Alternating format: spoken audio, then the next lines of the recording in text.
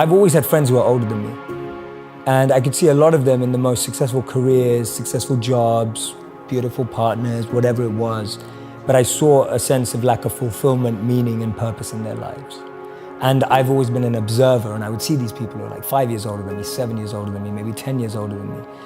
And I'd be watching them and go, is that the life I want? And often the advice I give to people today is fast forward where you are, look at yourself in 10, 15, 20 years time, and ask yourself the question, is that where I want to be? If you're in a company, look at the person who's 20 years ahead of you and ask yourself, is that where I want to be? If you're in a startup, look at where other startups have got to in similar roles and go, is that where I want to be?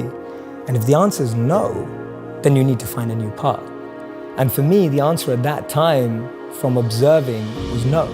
The path that my parents or society or the university I went to or the community I had that was carving out for me, it didn't feel like the path for me. So I was almost seeking an alternative or a new path. See, we live in echo chambers. We're just surrounded by the same thinking. How often do you bump into a monk? You know, it just doesn't happen. No one has a dinner party and goes, oh yeah, we just invited the monk, from town, like the local monk. Like no one ever does that. And so we meet people who are just like us most of the time. And we talk about this in business all the time. If you want to be a billionaire, spend time with billionaires. If you want to be a millionaire, spend time with millionaires. If you want to be a tech startup, spend time with, that's the common rhetoric that we hear all the time. But what if you want to find purpose and master the mind? There's no one better than a monk who's mastered the mind. So for me, the first step is just opening yourself up to new experiences and new role models. Because most of us can't see ourselves in people, so then we try and fit ourselves into the boxes that we do see. And I mean, there's this beautiful quote that I've been saying it everywhere, and I wish I wrote it, but I didn't. So it's by a philosopher and writer named Cooley. And he said that today, I'm not what I think I am. I'm not what you think I am. I am what I think you think I am. And just let that blow your mind for a moment. It's so powerful. I'm not what I think I am. I'm not what you think I am.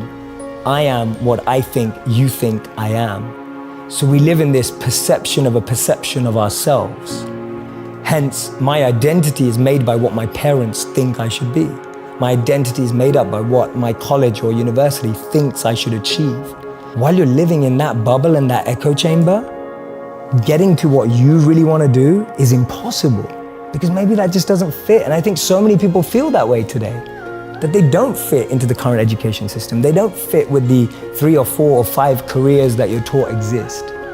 So that process of self-excavation and actualization first requires being exposed. You can't be what you can't see. If I never saw a monk, I would never have wanted to be a monk.